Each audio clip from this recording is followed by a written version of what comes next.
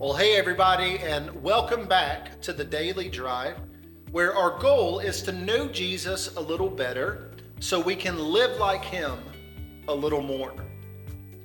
Yesterday, we talked about what it looks like to start a relationship with Jesus by simply asking him to forgive your sins.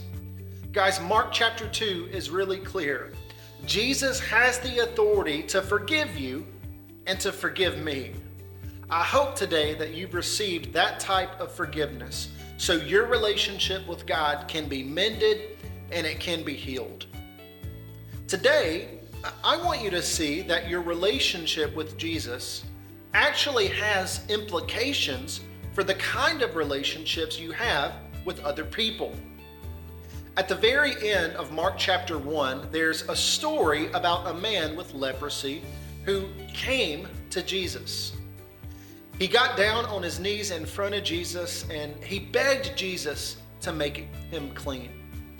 Verses 41 through 42 describe Jesus' response to this man, and it says, he reached out his hand and he touched this man, saying, I am willing, be clean.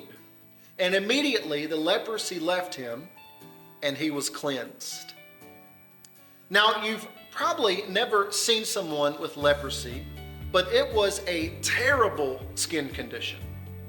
In fact, the Holman Bible Dictionary says that lepers were isolated from the rest of the community so other members of the community could maintain their status.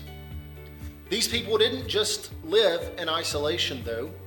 Historians tell us they actually had to wear a bell around their neck to notify people they were coming and walking through town, just so that everyone else could keep their distance. That's why it's so remarkable that Jesus reached out his hand and he actually touched the man. Jesus wasn't afraid of him, he loved him. He didn't avoid him or run away from him.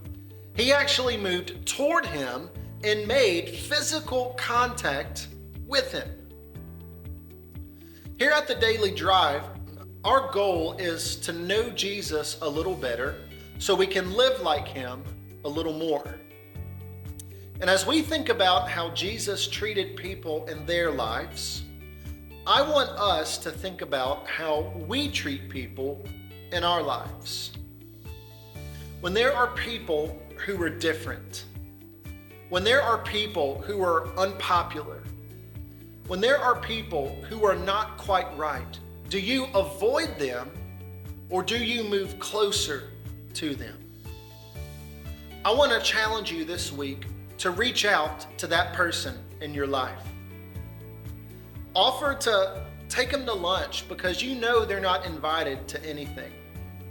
Put a hand on their back next time you see them and tell them their life is valuable. Include them in what you're doing when they're excluded from everything else. Jesus did this for that man, and it changed his life. And I believe if we will do the same thing, God will use us to change people's lives as well.